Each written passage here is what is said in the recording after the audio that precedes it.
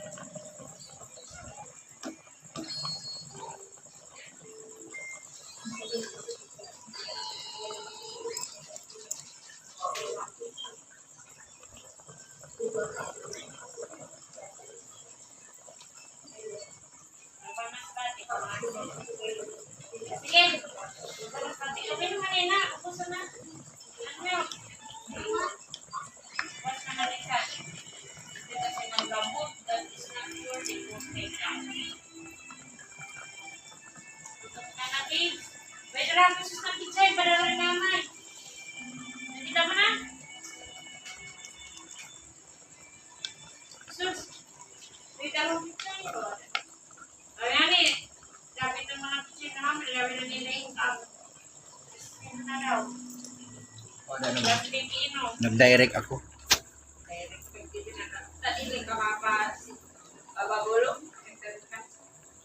Buhay man na.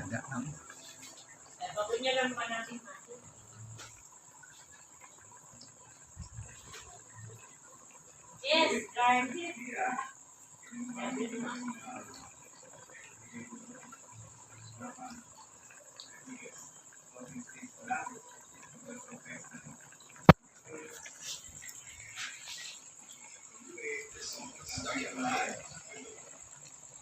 Then get your singing along too.